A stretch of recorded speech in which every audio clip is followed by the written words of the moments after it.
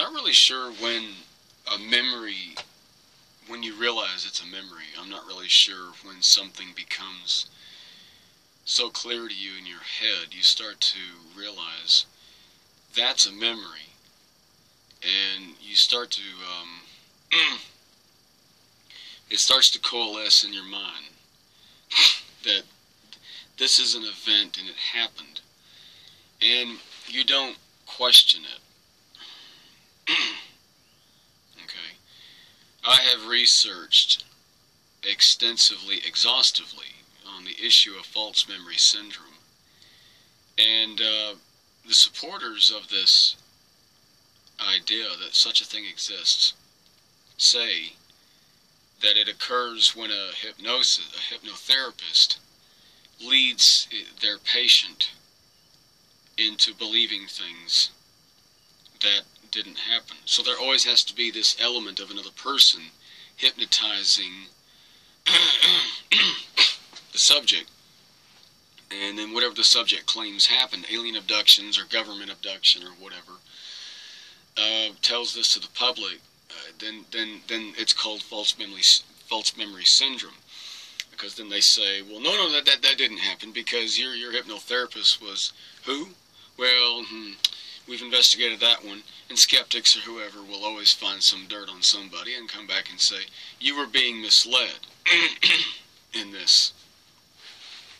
So then we come to the cases that did not have a hypnotherapist involved, but it was just a memory that started to return, and it began to resurface. And memories without any guided hypnotherapy that can be dismissed of any kind are regarded by psychiatrists as being irrefutable. They become hardcore evidence. It becomes admissible in court. If you say, well, yeah, you get asked in court, how did you obtain this memory? How did this come back to you? Were you helped, guided? Did you go to a therapist? If you say yes, you can get accused of FMS, false memory syndrome, and get dismissed in court. In some cases, it depends on who your hypnotherapist is. If you have a good hypnotherapist, you won't get dismissed. You better be sure your hypnotherapist is someone of hard credibility. Which brings us to this video. Okay, ladies and gentlemen, I'm Jason Moss. My pen name is JP Moss. I'm a 43-year-old American, U.S. citizen, born and raised in America. And I grew up in Texas, the state of Texas, Azle, Texas. That's spelled A-Z-L-E. And Azle was a wonderful little town to grow up in. You know, it had the Hornets was the mascot. Green and white was the color, and there was something really cute about the whole Hornet mascot thing, and seeing teenage girls running around dressed as Hornets during homecoming games. And you've never experienced a homecoming game in American high school football until you've experienced it in a small town. No offense to you big town folks and city folk up north, but if you've never had a culture, never had a real American down home culture feeling, whether you got invited to those games or not, you didn't have to.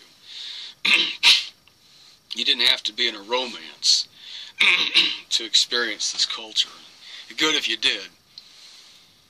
You just had the friends around you. It was the atmosphere. You know, it was the friends. You know, I had friends, football players, cheerleaders. I had friends all over the place.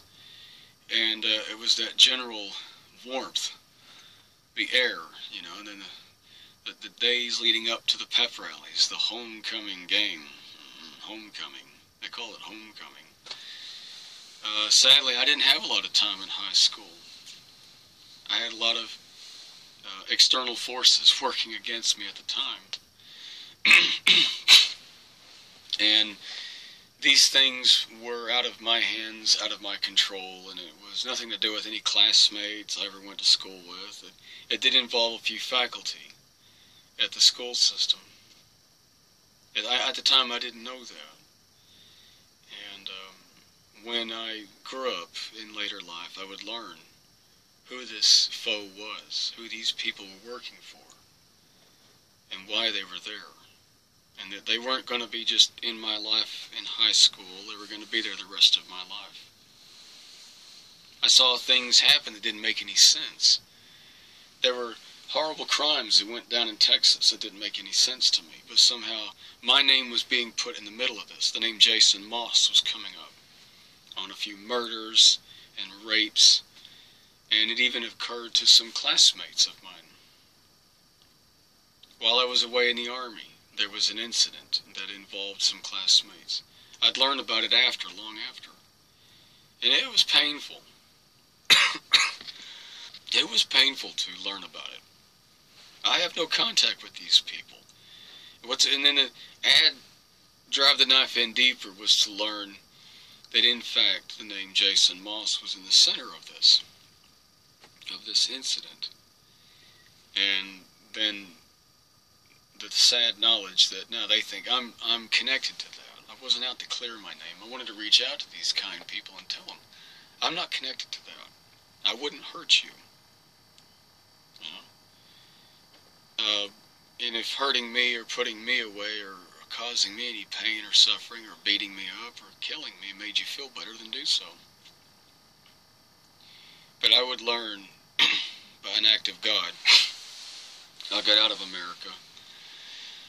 And although I love America, God, I think, got me out of America.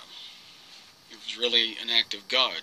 When you take a man on a mountain bike living in a mobile home with no money, from one extreme, all of a sudden he's in another country in Great Britain, married, with a young English lady that in her 20s took me into her family's home in England. And I managed to get the money for a passport. It's what she wanted. It wasn't me escaping the country, it's what she wanted. And when you can go from one extreme to the next like that, it's where people call it acts of God. And say, well, God wanted that man to live. And he wanted him to come out and tell this story. And it was only then, in my later years, married and raising kids and watching her give birth to babies, our marriage was suffering problems. And I've never really talked about that. But there were forces at work even in England that had followed me from the States, and I didn't know who they were. And then there came a time when the marriage had to end. I was very brokenhearted. But she moved on to someone that loves her, and I was happy that at least she found happiness. If I can't provide that for her, then at least she has this comfort in her life. Long about that time, we're now in 2009, there's a time period here, 01, 09, 2010. And there's periods in my life where I'm getting dreams. And these dreams are of another time in my life when I'm younger. Back in Texas, in fact. Back in Azle, in Pelican Bay, which is a rural town outside Azle with an Azle mailing address. And I was beginning to get these very clear flashes of insightful memory on my own. No hypnotherapist of any kind. And that was important for credibility's sake. And I began to write these things down, events, details. And a lady with black hair from California talking to me. And she was in fact telling me, she's my mother. At this point, I began to think, what the hell's going on? So I wrote down everything that I can recall. And I know this is recall. This is a memory. I don't doubt this. And I would spend a time after her death sitting down and doing this, and I filled up notebooks upon notebooks. I must have about 20 notebooks of pieces of fragments of the conversation with her, and details and names and things. She felt getting everything off her chest would make her feel better, and I wanted to be there to help her feel better. She was saying this to a lost son, and it helped her.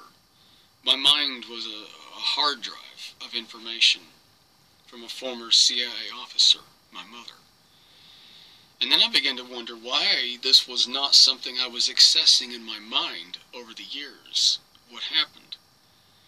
And then I remembered it all worked out for the best anyways. There she was telling me at the time, when our contact had to end very sadly, that if I attempted to come back after our calls had ended in 1992, that they would probably torture and kill her, or kill us both. And so it was like it worked out for the best that I didn't try to attempt this, because they would have only made life harder for her, more hellish for her. I didn't want that to happen. And I agreed at the time. It's okay, I'll back off. And I remembered her telling me, and after I die, you're going to take this public. And I remembered her telling me she had a psychic friend in California. A Californian psychic had told her, he's going to remember everything, and then he's going to start going to the public. Even she had doubts of this.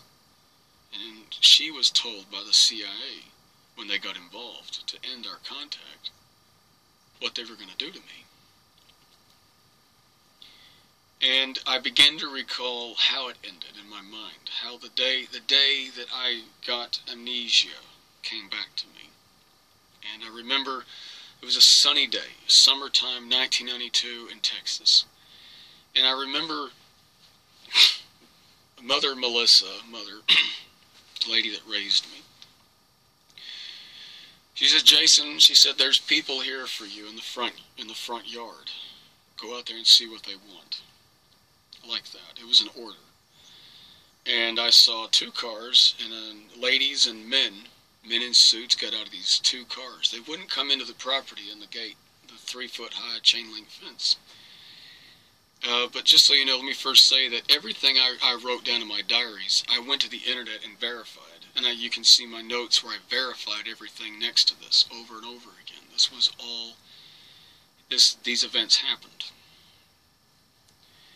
So I have no doubt of that. I haven't any doubt whatsoever.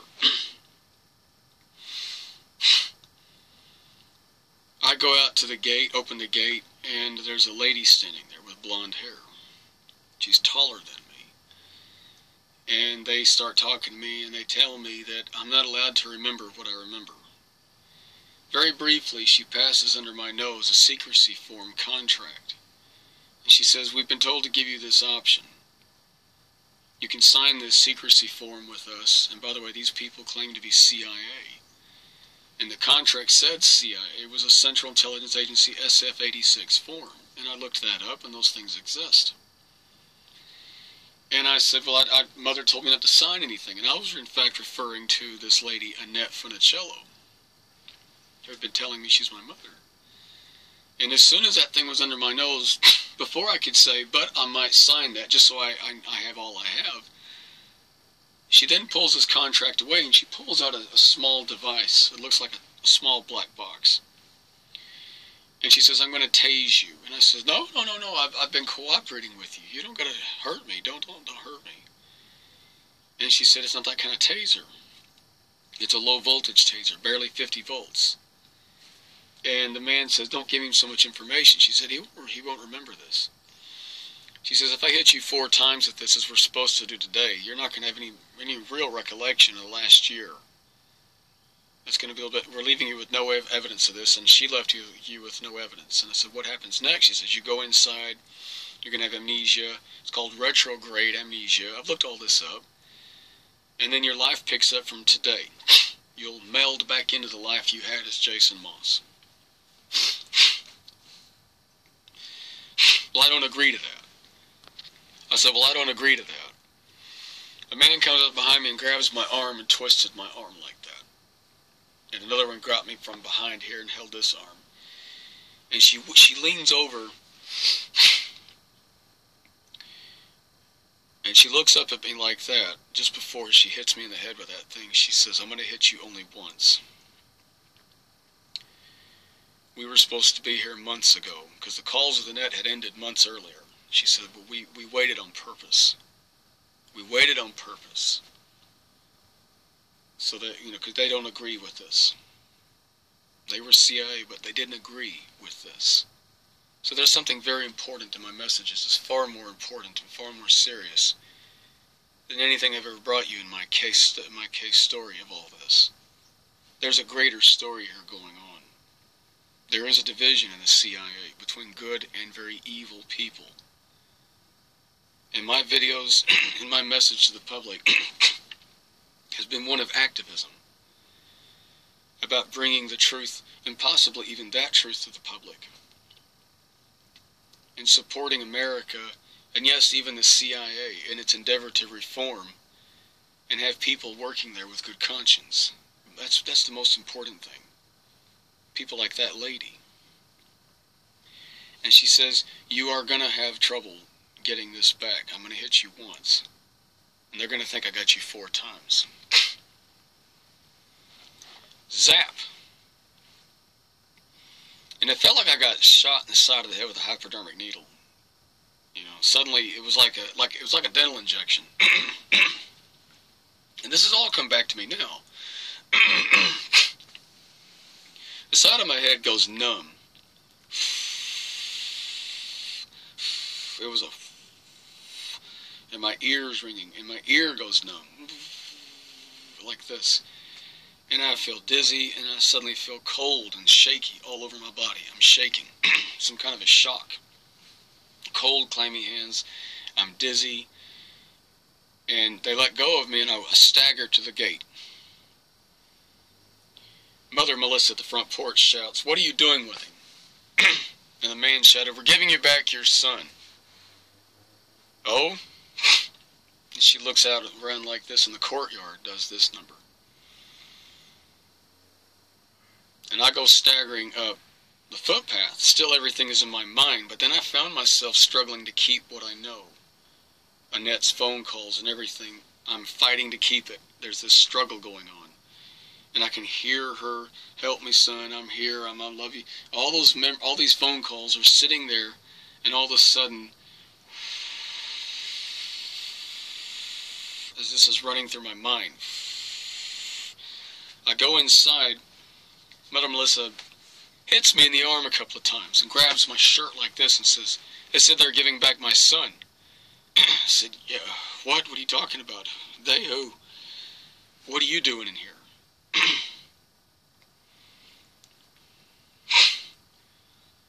Well, I went into the front room and sat down by the den. We had a tree in that front room, and I sat in the couch. And my head is completely numb, as if I've got a fever. And within about 45 minutes, I'm sitting on this couch, and I have no recollection of how I come to be on this couch. And the next thing I know, I look up in the area of my bedroom, in the bathroom, where many of the calls took place, where I'd been speaking to her on the phone. And it becomes it just suddenly fades off. Her voice in my head fades off. And next thing I know, Mother Melissa is standing over there in her bathrobe. What do those people want, and who were they? To which I looked up at her very slowly, and I went, "What people? Mother, what are you talking about? Who were those people in the front that you were talking to? Jason Paul? I have no idea what you're talking about. All I know is I'm sitting on this couch. Who were those people in the front you were just now speaking to? You were just out there in the front gate. Don't play games with me." "What people? I've got an awful headache and I feel like I want to throw up. What people? What's going on?" "Okay, good. You don't remember." And she turned and walked away.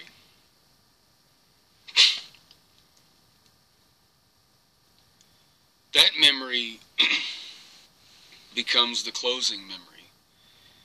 The next thing I can recall is going into my life again. I got back to Pelican Bay Fire Department, where I met Frank Clark, his son Cliff Clark, Tommy Canada. I went back in serving with Russell Harold, Jesse Horn, and that was late 1992. I was around Frank and Charlotte Clark's house in September 1992. Got to be good friends of Frank and his family. And I think he was a sweet man, God rest his soul. And all of a sudden, I was sitting there,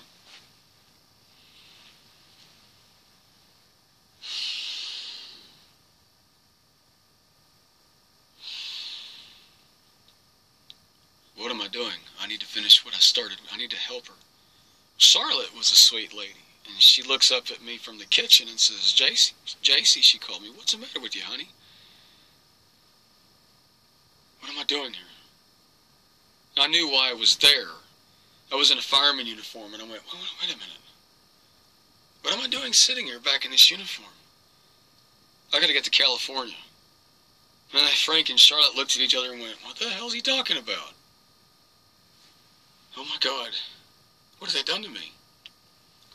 Frank and I went driving, because I used to work construction with Frank. He was also my captain in the fire department. What are you on about, Jace? He says, what are you on about? What are you talking about? California. I said, Melissa. I went, Frank, listen to me.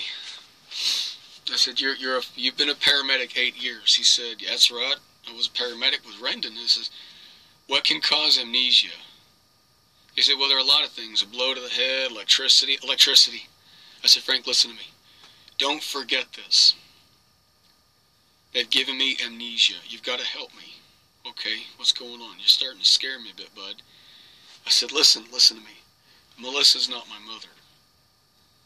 Okay? There's a lady that came to me who's in a lot of trouble, and I got to get back and help her. What is this, September? And he's like, you don't even know what day it is. Frank had studied psychology pretty heavily for 4 solid years. And that sweet man immediately says, he had a lot of medical background. Man knew everything. His brain was overloaded with 1,000 books, okay? People underestimated this man. He wore overalls. He looked like a dairy farmer, but he was a damn genius. And Frank looks at me and he says, you're suffering from amnesia. He says, buddy, you've got amnesia. You've got all the classic symptoms of recall. He says, for a moment, you don't even know what year and month it is. And I said, no, I don't. It's 1992. I remember getting on the fire department. I said, it's almost like I've been a robot asleep in this body just doing stuff and unaware of what I've just done. And now I'm sitting here fully aware of the events that just took place over the last 6 months ago. Frank, a woman from California said the CIA's involved. He went, oh boy. He goes, well, no offense. He says, I'm not sure if we want to get involved with this. He tells Charlotte. And I said, I told him a lot of details. In case they do it to me again. Well, I got back home. And I made a mistake of saying this around Melissa Mother, who talks to these people. She was being manipulated to cooperate. At which point, I'm waffling on the mouth. I says, she started in on me on some issue, whatever, and started fighting with me. And I says, whoa, you're not my mother. Huh? What did you say? I says, you're not my mother.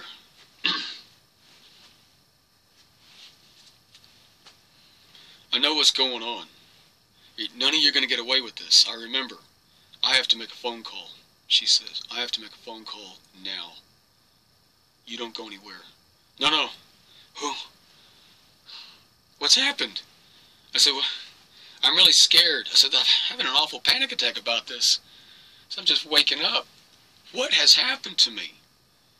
Why are they doing this to me? I said, I need to help this woman. We're not talking about this. I'm not allowed to talk about this with you. No one is allowed to talk about this with you. No one is allowed to do anything to give you any hint about this whatsoever. That was the agreement. She goes off, makes her calls. I go back to Frank's house. I told Frank what happened. About a few days later, I'm wandering back at Frank's house again. And we'd had a fire drill. We'd done some cleaning on the fire trucks, as I recall. And I was having dinner at Frank and Charlotte's house. Cliff was sitting there. He was dating Stella, my sister at the time, Cliff Clark. And I said to Frank, I said, that was a good fire we ran on. And then Frank says, what are you going to do about that mother? I says, oh, mother? Oh, I don't know. She's got her issues and she needs to sober up. And he says, no, the one in California. And I says, what are you talking about? California. I said, Frank, my mother's down in Pelican Bay. Charlotte dropped what she was doing in the kitchen.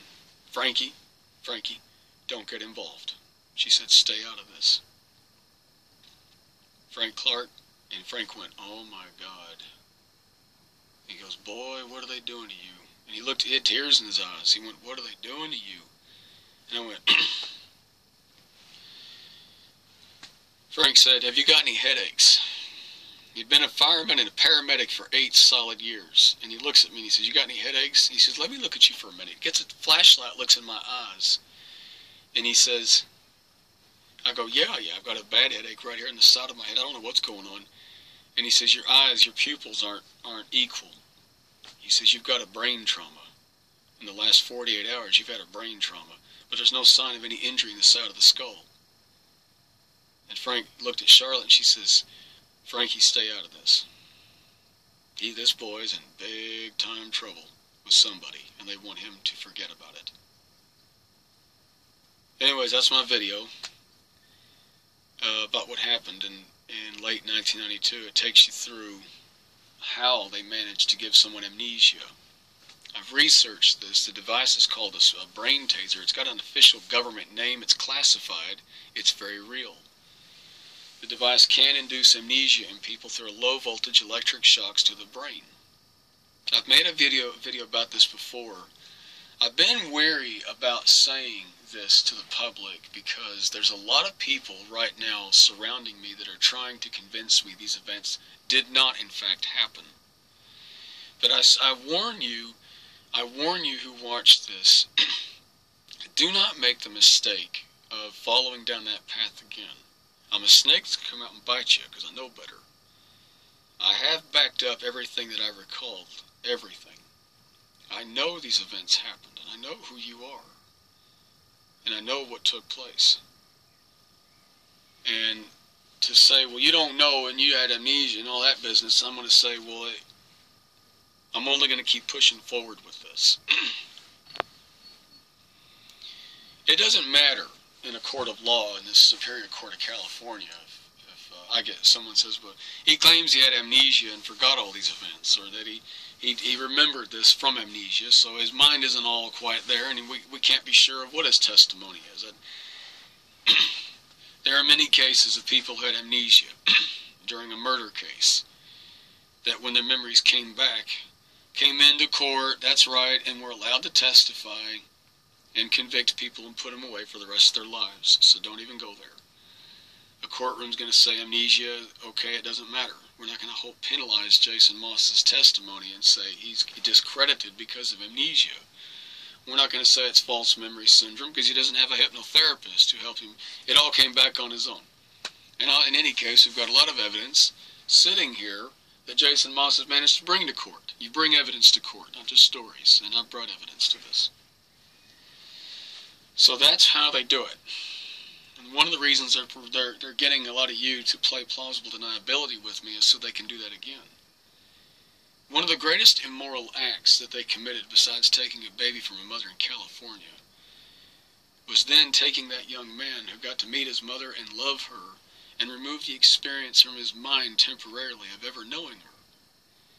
That is one of the greatest immoral crimes committed, next to raping that mother, next to taking the baby from that mother. And I would urge you not to be party to something like that. Hell is a hot place.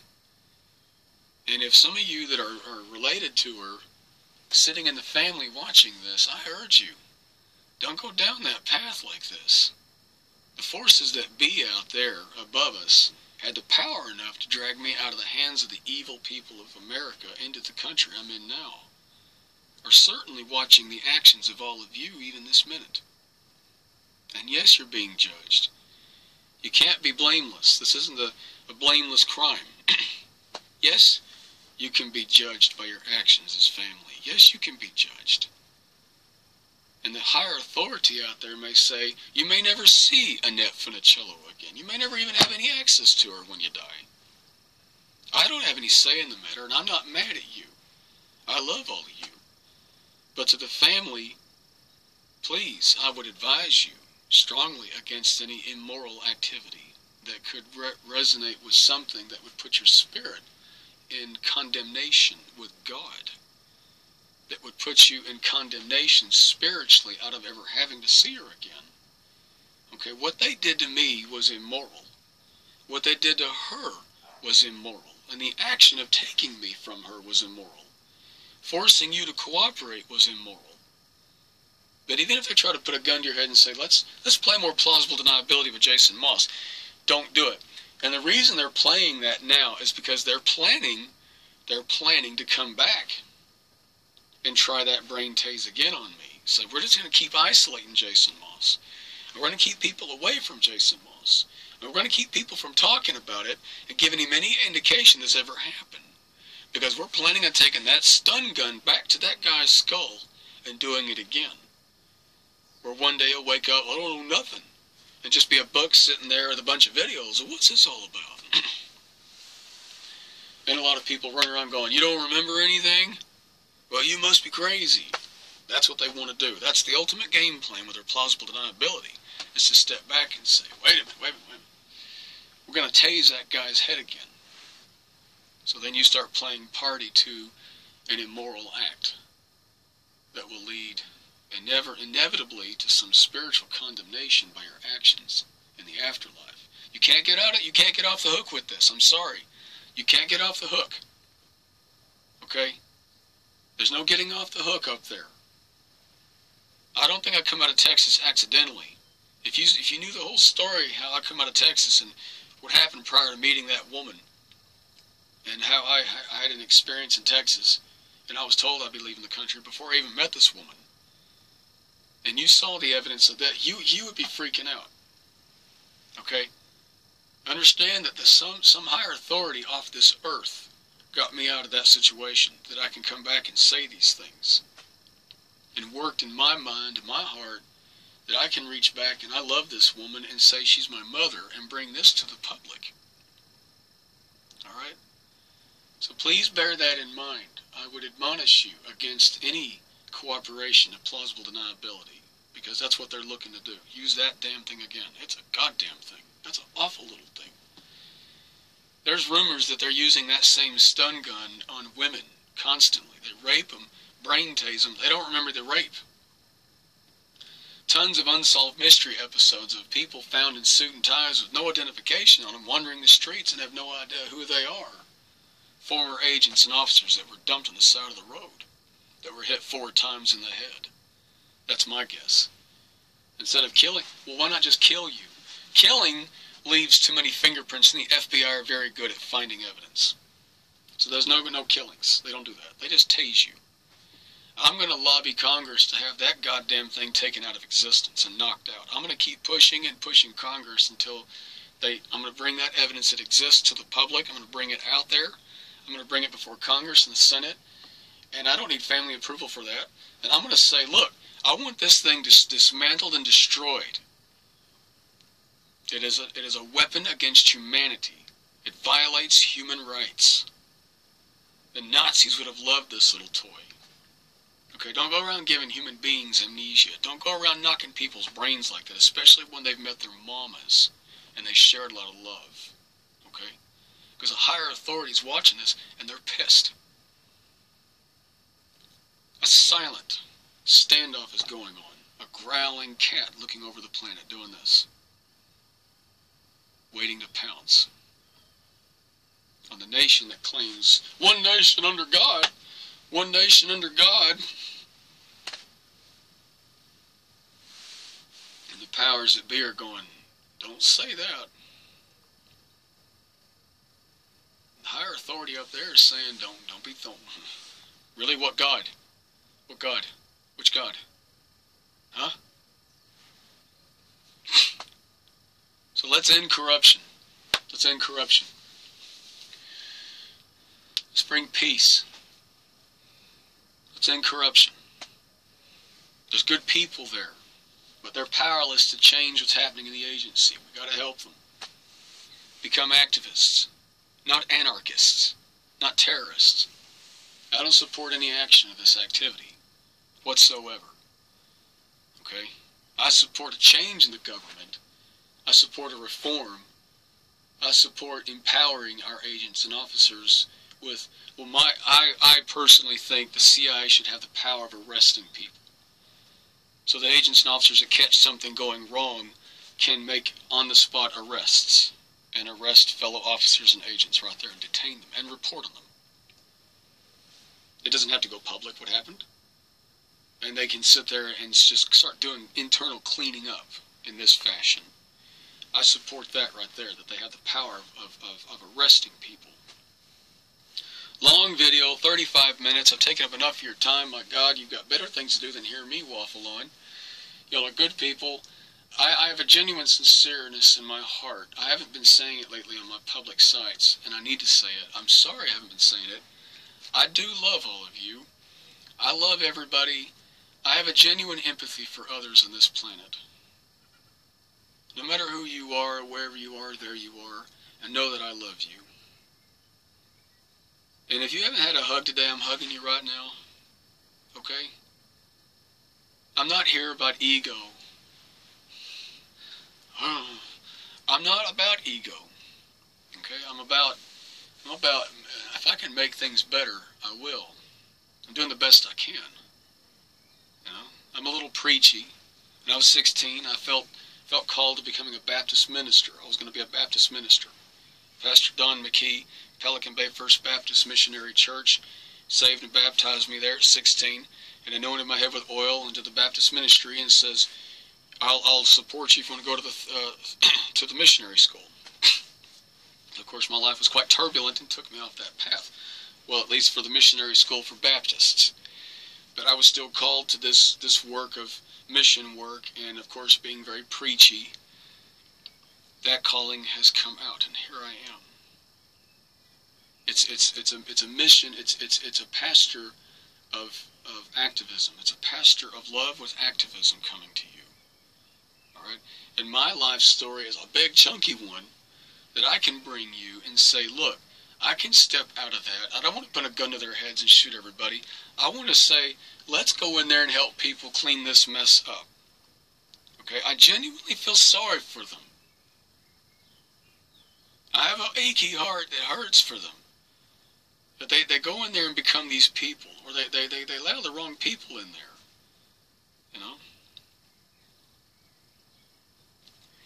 But everybody's got to be reached out to. I don't believe in retaliations and killings and murders. I don't believe in death. I don't even like the death sentence. I think if you can give somebody a second chance, you put somebody on trial, you put them in prison. Maybe in prison they can reform, become good people, and they can change the world from the inside.